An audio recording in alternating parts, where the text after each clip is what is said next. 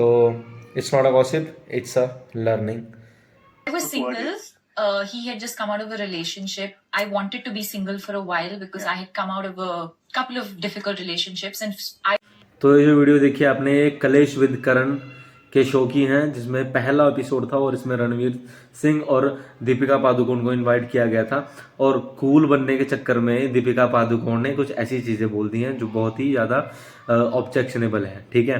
Going through this phase where I said I just want to not be attached and not be committed, and I just want to have fun because this is the age too, and and then I did meet other people, but I wasn't interested or excited by anyone else that I was seeing, and in my mind I was committed to him. So I would meet other people, but at the back of my head it was like I'm going back to him. अब थोड़ी सी देर के लिए ना gender reversal कर दो एक बार, फिर देखो तमाशा. साउथ दिल्ली की लावण्या, दिल्ली, बेंगलोर, मुंबई, जितनी भी यहाँ पे पॉर्श इलाके में जो लड़कियां रहती है, जो गैंग्स रहती हैं, फेमिन एम्पावरमेंट के नाम पे अपना जो प्रोपेगेंडा, जो अपना उल्लू सीधा करती हैं, वो पूरा इंटरनेट अपने सिर पे उठा लेती इस वक्त तक. अगर जेंडर रिवर्सल हो गया होता, अगर यही चीज किसी लड़के ने बोली होती किसी लड़की से.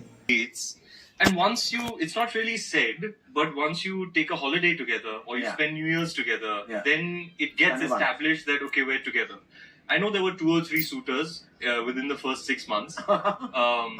But 2 or 3 suitors. I love the way you made this into Bridgerton. Yeah, I mean, a lot of guys were courting her. Okay. But I think it was like who? Like who?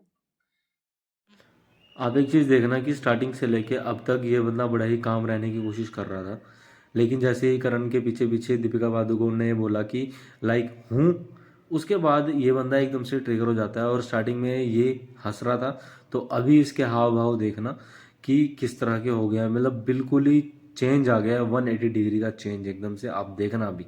अब भी तो तुमने बोला I was seeing other people but I would go back to him. तुमको अब याद नहीं आ रहा? Yeah, no, I can't remember. I can't remember the people. I remember very clear. We will check. ये जितना भी सारा जो क्लेश हुआ है ना, वो सारा का सारा खत्म हो सकता था. किसके बदौलत? सिर्फ एक एक्सेप्टेंस की बदौलत.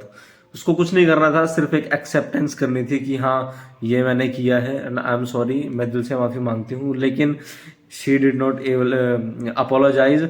कूल बनने के चक्कर में she kept defending her self.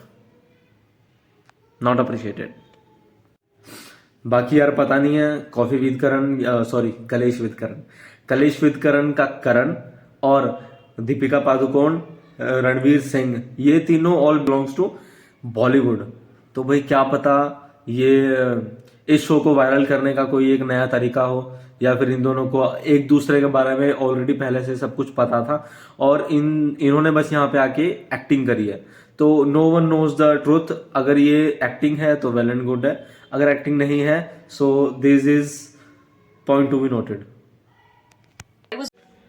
अब देखो यार, बॉलीवुड में या एंटरटेनमेंट की दुनिया में रोज कोई ना कोई कलेश होता रहता है, कोई ना कोई कंट्रोवर्सी होती रहती है. उस कंट्रोवर्सी में से हम क्या निकाल सकते हैं? क्योंकि किसी ने कहा है कि आप दूसरों की गलती से ही सीख सकते हो, लेकिन अगर आप अपनी गलती से सीख के उसको गलती को सुधारोगे तो आपका पूरी ज़िंदगी, आपका पूरा जीवन कम पड़ जाएगा. तो हमें इस कंट्रोवर्सी से या फिर इस कलेश से क्या सीखने को मिलता है? हमें सीखने को मिलता है कि be loyal to your partner और हमेशा सच बोलो.